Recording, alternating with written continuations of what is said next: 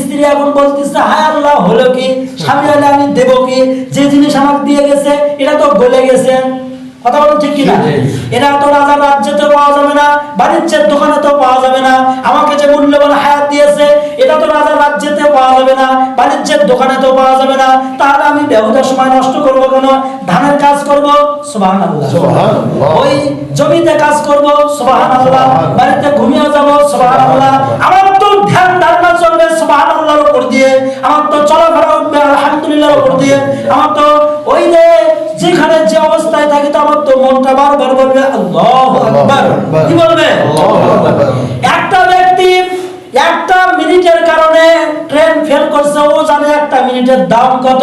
যে ব্যক্তি একটা নাম্বারের কারণে ফেল করছে, ও জানে একটা নাম্বারের দাম কত। কথা বলেন ঠিক কিনা?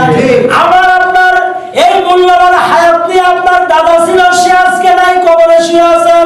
আপনার এই রকম আপনার মতো যে চলাফেরা করতে আপনার দাদা, সে আজকে নাই।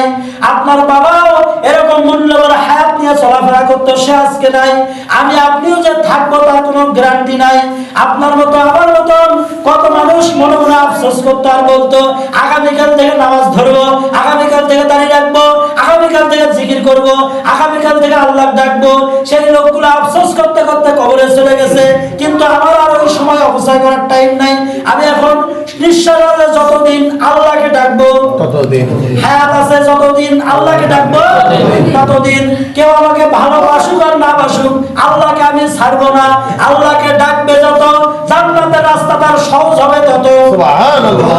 এখানে আল্লাহকে আমরা ডাকবো কিছু কিছু, আর মরে গেলে আল্লাহ আমাকে দেবে সবকিছু। সুবহানাল্লাহ। এখানে আল্লাহর সাথে আমি সম্পর্ক করব যত, মরণের পরে আযাব দূর হবে তত। সুবহানাল্লাহ। এই দুনিয়া থেকে আল্লাহ ডেকে কবরে চলে গেছে, 20 বছর পরে তার লাশ পাওয়া গেছে, অথচ তার লাশ থেকে সুঘ্রাণ আসতেছে। সুবহানাল্লাহ।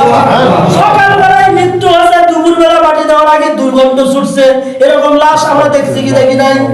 কিন্তু আল্লাহওয়ালা ব্যক্তি ভাই, সুবহানাল্লাহ, বলা ব্যক্তিগুলোর ওই দেহ থেকে, শরীর থেকে কোনোদিন দুর্গন্ধ আসে না। কন্যা সুবহানাল্লাহ। আল্লাহওয়ালা ব্যক্তিগুলো যারা দুনিয়াতে থাকা অবস্থায় সবার চোখে সে দামি হয়ে থাকে। কন্যা সুবহানাল্লাহ। দুনিয়া থেকে যখন চলে যায় তখনও তার জানা যায় এরকম কাউকে টাকা দিয়ে ভাড়া করে নিয়ে আসা লাগে না, এমনিতেই লোকে লোকারণ্য হয়ে যায়। বলেন সুবহানাল্লাহ। এমনও হয় তার জন্য কোনো আত্মীয় নয়, স্বজন নয়, এরপরও দোয়া করতেই থাকে। সুবহানাল্লাহ। বিশ্বাস